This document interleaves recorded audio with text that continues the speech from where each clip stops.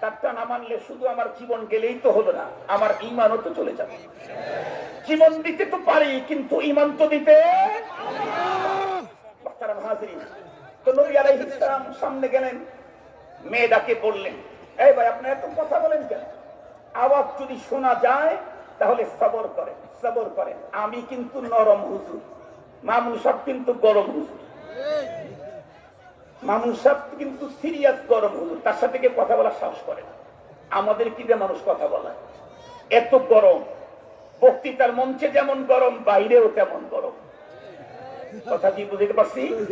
কিন্তু একদিক থেকে আমরা নিশ্চিত থাকতে পারি, সেটা হলো মামুনুল হক। আশা করি এই লোকটা কোনোদিন কারো দালালি করবে না।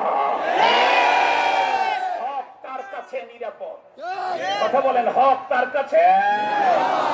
নামই হলো মামুনুল হক। হক তার কাছে নিরাপদ। আশা করি, আমরা দোয়াও করি। এই জন্য আওয়াজ আমার সময় যা করছেন, অসুবিধা নাই। আমি নরম মানুষ, আমার ঘাড়ে একজন বসে থাকলে আমার ঝামেলা নাই, আমি নরম মানুষ। মামুন ভাইয়ের সাথে কিন্তু গ্যাস লাগাইলে খবর আছে। এই জন্য আপনারা একটু এলার থাকেন। তো নবী আলাইহিস সালাম ওই মেয়েটাকে বললেন, এমা তুমি এভাবে কান্না করছো কেন? সবর করো। মেয়েটা অল্প শোকে কাতর, অধিক শোকে মানুষ পাথর হয়। মেয়েটা পাথরের মতো হয়ে গেছে। নবীজি যা আওয়াজ করছেন, এটা মেয়েটা শোকের কারণে বুঝতেই পারে নাই, এবং মাথাটাও উপরে উঠায় যে দেখবে যে আওয়াজ করলো তাও উঠায় নাই। মাথা নিচের দিকে দিয়েই বললেন, ইলাইকা আন্নি লাম তুসিব কামা আসাবাকি আও কামা ক্বাল। বললেন, আরে মেয়ে, আপনি আপনার কাজে যান, আমার উপরে কোন মুসিবত চেপেছে এটা আপনি কি বুঝবেন? এই কথা যখন বলছেন, নবীজি বুঝলেন আমার এই সাহাবিয়া স্বাভাবিক অবস্থায় নাই। নাইলে আমি রাসূল বলেছি আরো এই কথা বলবে, কষ্টের কালেও তা হতে পারে না। আল্লাহ পাকের চূড়ান্ত ফরমান, ইয়া আইয়ুহাল্লাযীনা আমানু লা তারফাউ আসওয়াতাকুম ফাওকা সাওতিন নবী ওয়া লা তাজহারু লাহু বিল কওলি কাজহারি বাদিকুম বাদা আন তাহবাতা আমালুকুম ওয়া আনতুম লা তাশউরুন। আল্লাহ পাক এই নোটিশ দিয়েছেন, এই বান্দা খবরদার আমার রাসূলের সামনে দাঁড়ায় উচ্চবাচ্য করবা না। আমার রাসূলের সাথে কথা বলতে তোমার আওয়াজটাকে রাসূলের আওয়াজের চাইতে বড় বানাবা না। যদি বানাও, অটো পদ্ধতিতে তোমার জীবনের সকল সঞ্চিত ইবাদত শেষ হয়ে যাবে, তুমি বুঝতেই পারবা না। নবীজি চলে গেছেন, এখন আছে নায়েবে নবী। সাধারণ কোন মুসলমান নায়েবে নবীর সামনে উচ্চবাচ্য করলে তার আমল ঠিক থাকার কথা না। যদি আপনারা বলেন আপনারা কি নবী, তাহলে আমরা বলবো আপনারা কি সাহাবী। যদি বলেন যে আপনারা কি নবী, আমরা বলবো আপনারা কি সাহাবী। সাহাবী হয়ে নবীর সামনে জোরে কথা বললে তার আমল যদি শেষ হয়, নায়েবে নবীর সামনে পাবলিক জোরে কথা বললে তার আমল টিকে থাকার কথা না। সাহাবী একটা পাশে দাঁড়ানো ছিল, কিন্তু দেখলো যে মেয়ে তো সর্বনাশ হয়ে গেল। কারণ নবীজি কে বলছে ইলাইকা আন্নি, ওরা কিছু থাকে। সাহাবী দৌড়ে এসে এই মহিলাকে নিজের দিকে তার তাওয়াজ্জু নিয়ে নিলেন। নিয়ে নেওয়ার পরে বললেন, এই তুমি কাকে বললা ইলাইকা আন্নি? বলে, কে? কি হয়েছে ভাই? তাই কে মানে? কিছুক্ষণ আগে একজন লোক এসে তোমাকে বললো না যে সবর করো? কয়, হয় এরকম শুনছিলাম, আমি তো শোকে কাতর। কে কি বলেছে আমার তা মনে নেই। সাহাবী তখন বলল, তোমার কাছে নবীজি এসেছিলেন। মেয়েটি তখন অবাক হয়ে গেছে। তারপরে নবীজি তোমাকে সবরের কথা বলছেন, আর তুমি তখন নবীজিকে বললা আপনার কাজে আপনি যান। সাহাবিয়া মহিলা সাহাবীর অন্তরে তখন নবীকে কষ্ট দেওয়ার আঘাতটা বেশি হয়ে গেছে। বাবা হারাইছে, আপন হারাইছে, আঘাতটা তার কাছে কম। কারণ কারো আঙ্গুল কেটেছে, রক্ত বের হয়েছে, অবশ্যই ব্যথা। এরপরে হাতটাই কেটে গেছে, তাহলে ব্যথা কি আঙ্গুলেরটা এখন মনে পড়বে? মালুম হবে। সাহাবিয়ার অন্তরে আঘাতটা বেশি হয়ে গেল। সাহাবিয়া চলে গেলেন নবীজির কাছে। নবী আলাইহিস সালাম কাছে গিয়ে মাযরাত পেশ করলেন। দয়ার নবী তাকে ক্ষমা করে দিলেন। ক্ষমা যখন হয়ে গেল, নবী আলাইহিস সালাম তাকে বললেন, এভাবে কান্না করতে নাই।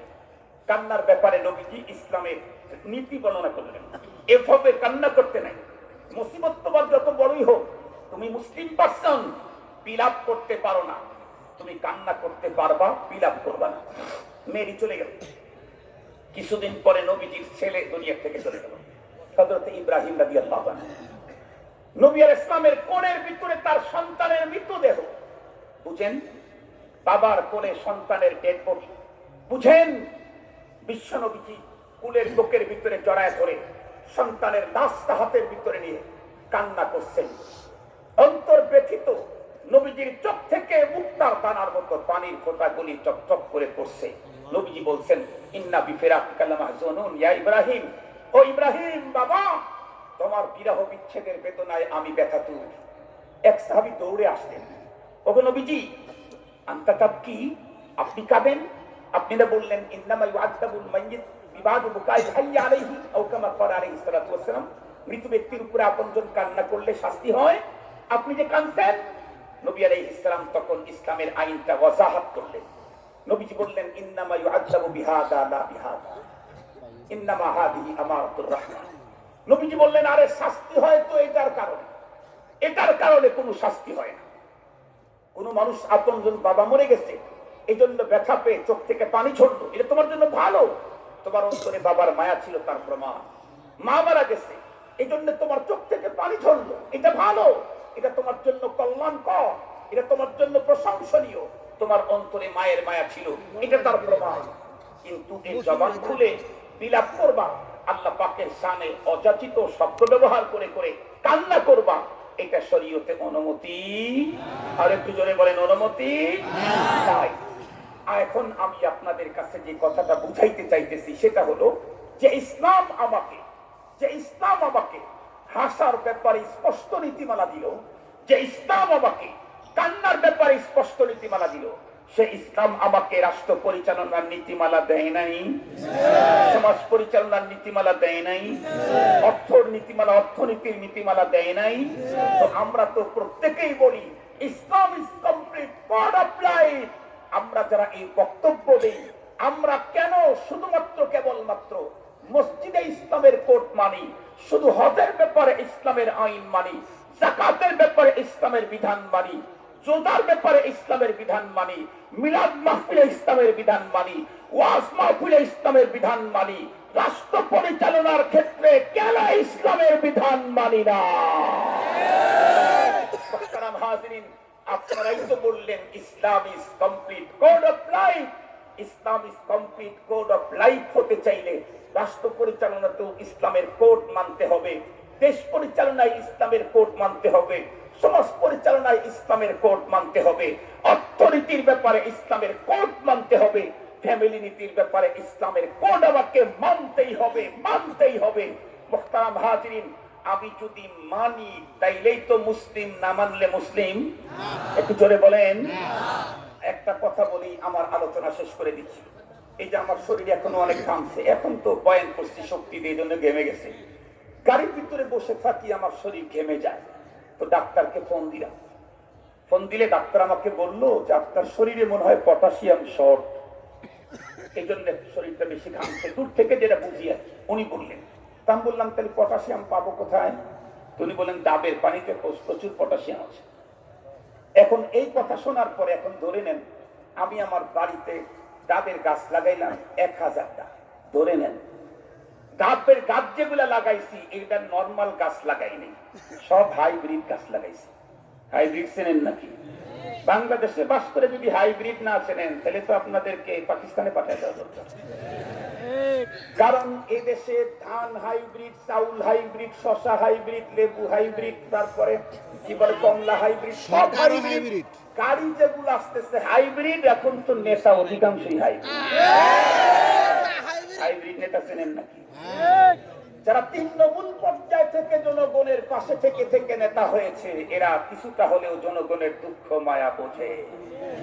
যারা হাইব্রিড পদ্ধতিতে নেতা হয়েছে, দুনিয়ার ঝামেলা তাদেরকে নিয়ে। আমি হাইব্রিড নেতা নিয়ে আওয়াজ করব না, হাইব্রিড ওয়াজের ডাবের কথা বলতেছি। ডাব লাগাইছি হাইব্রিড, 6 মাসেই 1000 করে ডাব ধরছে একটা গাছে। ধরে নেন না, এখন 1000টা গাছ লাগাইছি, প্রতিটা 1000 পিস ডাব ধরছে। আমার গায়ে, আমার শরীর আর কতটুকু পটাশিয়াম শর্ট আছে, আমি কিন্তু খাই নাই একটাও। আমার তো আর কোনো সমস্যা হওয়ার কথা না। ভিতরে যে সমস্যা ছিল এটা তো চলে গেছে, চলে যায় নাই। 1000 ডাবের গাছের নিচ দিয়ে আমি চলি, তাও যায় নাই। আরে প্রতি গাছে 1000 করে ডাব ধরে আছে আমার বাড়িতে, তাও যায় নাই। যাবে কখন? খাবো যখন। যাবে কখন? আমার দেশের নেতারা, আমার দেশের মুসলিমরা, আমার দেশের সাধারণ মুসলমানেরা ইসলাম মানেই শান্তি, ইসলাম মানেই শান্তি খুব স্লোগান দিচ্ছি। ঘরেও শান্তি নাই, ফ্যাক্টরিতেও শান্তি নাই, ফ্যামিলিতেও শান্তি নাই, অফিসেও শান্তি নাই, আদালতেও শান্তি নাই, দেশেও শান্তি নাই। কেন? ইসলাম মানে শান্তি, শান্তি, শান্তি, শান্তির স্লোগান দিলে শান্তি হবে না, এটা খাইতে হবে, মানতে হবে। যদি মানতে পারেন তাহলেই শান্তি। বিশ্বাস যদি না হয় তাহলে একটা কথা বললে আপনারা বুঝবেন। আমি অনেক বড় লোকদেরকে অনেক সময় মাদ্রাসায় নিয়ে গেছি, অনেক বড় লোক যাদের টেবিলে প্রতি মুহূর্তে 60-62 আইটেমের খানা হয়, তারপরে রুচি না, খাইতে পারে না, ডাক্তারের কাছে যেতে হয়। মাদ্রাসায় নিয়ে গেছি, নিয়ে যাওয়ার পরে কি দেখলাম, উনি বললেন হুজুর আমার কিন্তু সময় নেই, 20 মিনিট টাইম দেবে। ঠিক আছে, অসুবিধা নেই। ওনার অফিসের মতো অত উন্নত আমার মাদ্রাসা না। মাদ্রাসার ভিতরে ঢোকার পরে এ কথা ও কথা, এটা দেখে ওটা দেখে, ছাত্ররা কি খায়। পরে আমরা কিছু আইটেম ব্যবস্থা করছি, 5-7 আইটেম, কিন্তু আমাদের 7 আইটেম মিলে ওই বড় লোকের এক আইটেমের অর্ধেক টাকা লাগছে মাত্র। খাইতে যখন দিয়েছি, খাইতেছে তো খাইতেছে, খাইতেছে তো খাইতেছে, শেষে গিয়ে বলে ওইটা কিসের? বলে এটা হলো ছেলেদের খাবার, ওই একটু দেন তো দেখি। ওইটাও যখন দিয়েছি, ওইটাও মজা করে খায়। খাওয়ার পরে বলে 3 ঘন্টা পরে বলে আসলে যাইতে মনে চাইতেছে না, এখানে খুব শান্তি লাগতেছে। ওনার অফিস এত উন্নত, এত উন্নত, টাইলস লাগানো আছে, মার্বেল পাথর নিচে লাগানো আছে, চতুর্দিকে উন্নত ডেকোরেশন, খাবারের কতগুলি আইটেম, তারপরেও তার ভালো লাগে না, তারপরেও তার রুচি আসে না। এতগুলো খাইলো কেন? কারণ ওনার অফিসে ইসলাম জানা আছে, মানা নাই। মাদ্রাসার এরিয়াতে ইসলাম মানা আছে, এই জন্য এরিয়াতে শান্তি। বিশ্বাস যদি না হয় আপনাদেরকে আর একটা সহজ কথা বলি, মাদ্রাসা যাওয়া দরকার নেই, আপনারা শুক্রবারের দিন মসজিদে যাবেন, দেখবেন যে ভদ্রলোক 5টা করে ট্যাবলেট খায়া কোন রকম করে একটু ঝিমানি ভাব আসছে, একটু হালকা 2 মিনিটের জন্য ঘুমায়ও গেছে। সন্ত্রাসী এক মশা, জানি না মৌলবাদী নাকি, ছায়া কানের কাছে একবার শুধু মামু করে ডাক নিয়েছে, বাস আল্লাহর বান্দার ঘুম বর্ডার ছেড়ে চলে গেছে। এখন আর 20টা ট্যাবলেট খায় আর ঘুম হয়। সেই লোকটাকে আপনি ধরে নিয়ে জুমার দিন মসজিদের ভিতরে নিয়ে যাবেন। ইমাম সাহেব যখন খুতবা দেওয়া শুরু করবে, দেখবেন ট্যাবলেট খাওয়ায় ঘুম ভাঙাইতে পারবেন না। এই যে ঝুমা শুরু হয়েছে, মনে হয় রোগা মুরগি রোগা মুরগিকে ধাক্কা দেয়, বাড়িওয়ালা ধাক্কা দেয় না, যাতে দেখা যায় যে স্ট্রং আছে, ভালো আছে, আবার আবার আবার। দেখবেন মসজিদের ভিতরে কিছু মানুষ এভাবে ওখানে ঘুমাইতে থাকে, এই এই এই নামাজের টাইম, এরপরেও ঘুমায়। অফিসের ভিতরে ঘুম হয় না কেন? ওখানে ইসলামের মানামানি নাই। মসজিদের ভিতরে ঘুম কেন? এখানে ইসলাম মানামানি আছে। জ্বলন্ত প্রমাণ, বাস্তব কথা, জ্বলন্ত প্রমাণ, বাস্তব কথা। তাহলে মসজিদের ভিতরে আজও ইসলাম যতটুকু মানা হয়, তাই যদি এত শান্তি, মাদ্রাসার ভিতরে ইসলাম মানামানি, ওখানে শান্তি, তাহলে আমি আমার ঘরে মানলে ঘরে শান্তি, রাষ্ট্রে মানলে রাষ্ট্রে শান্তি, অ্যাসেম্বলিতে মানলে অ্যাসেম্বলিতে শান্তি, সচিবালয়ে মানলে সচিবালয়ে শান্তি, থানাতে মানলে থানায় শান্তি, প্রতিষ্ঠানে মানলে প্রতিষ্ঠানে শান্তি, ব্যবসায় মানলে ব্যবসায় শান্তি, রাস্তায় মানলে রাস্তায় শান্তি। আর ইসলাম তো আমাকে কমপ্লিট কোড দিয়েছে। ঠিক বললাম না? ঠিক বললাম? মুহতারাম হাজিরিন, আমি শুধু একটা জিনিস বুঝাবার জন্য এত সময় কথা বললাম, সেটা হলো আমরা প্রত্যেকে বলি Islam is complete code of life, কিন্তু আমরা ইসলামের কোড মানি? আরো জোরে বলেন, মানি? কিয়ামত পর্যন্ত Islam is complete code of life বললে হবে না। ইসলাম মানে শান্তি, শান্তি এ কথা স্লোগান দিলে হবে না। আসুন সকলেই মিলে আমরা ইসলাম মানি। দেশের রন্ধ্রে রন্ধ্রে আল্লাহ প্রদত্ত শান্তিকে আমরা ঢুকাইয়া দেই, নিজেরা শান্তিতে থাকি, জাতিকে শান্তিতে রাখি, আগামী প্রজন্মকে শান্তির সুন্দর একটা সমাজ তাদের হাতে দিয়ে আমরা পরপারে পাড়ি দেই। আল্লাহ পাকে তৌফিক আমাদেরকে দান করুক। জোরে বলেন আমিন। আরেকটু জোরে বলেন আমিন। মুহতারাম হাজিরিন, আমি অল্পক্ষণের মধ্যে আমাদের নেতাজি আসবেন। নেতাজি চেনেন তো? কি জানি নাম? আরেকটু জোরে বলেন। আমার তো মনে হয় ইরাকের যুদ্ধের সময় যেই পরিমাণে মানুষের নাম সাদ্দাম রাখছে, এই যুদ্ধে আমার মনে হয় বাংলাদেশে তার চাইতে বেশি মানুষ তাদের সন্তানের নাম লাগবে মামুনুল হক। শুরু হয়ে গেছে, অনেক জায়গাতেই শুরু হয়ে গেছে। বাচ্চার নাম রাখে মামুনুল হক, বাচ্চার নাম রাখে মামুনুল হক। সেই আমাদের কাঙ্ক্ষিত মানুষ, হৃদয়ের স্পন্দন, আত্মার ভালোবাসার সেই নায়ক আমাদের সামনে আসতেছেন। মহান নায়ক হবে ইনশাআল্লাহ দ্বীন ও ইসলামের। তার আগে একটা কথা আপনাদের কাছ থেকে স্বীকৃতি নিতে চাই, এরপরে কিছু কাজ করতে চাই। সেটা হলো কয় বছর হতে চলে যায়, কত বছরে টোটাল কত বছর? 30 বছর হয় আল্লাহর মেহেরবানি ফরিদপুরের এ মাটি এই আন্তর্জাতিক সম্মেলন হয়ে আসছে। আপনারা কি চান কিয়ামত পর্যন্তই চলুক? সকলেই চান, সকলেই চান। আগামী দিনে এতটুকু স্প্যান্ডেল করার পক্ষে না, চেয়ে তারও বড় করার পক্ষে। আরে একে বড় করার পক্ষে হাত উত্তোলন করেন না, হাত উত্তোলন।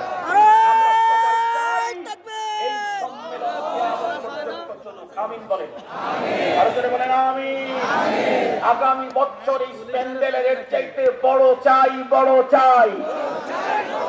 আমরা কর্তৃপক্ষের কাছে আবেদন জানায় দিলাম, তবে ওনাদের কাছে শুধু আবেদনই দিতে চাই না, আমরা কিছু সহযোগিতাও দিতে চাই। তাহলে হাত পকেটে ঢুকান, আমিও ঢুকাইতেছি। পকেটে ঢুকান, বিসমিল্লাহ বলে হাত, আমিও ঢুকাইতেছি। আমার আবার পকেট বেশি। হাত ঢুকান, ঢুকান, হাত ঢুকান, বিসমিল্লাহ বলে এরপরে বের করেন। বেরো বসে আছে কোনো এক পকেটে টাকা।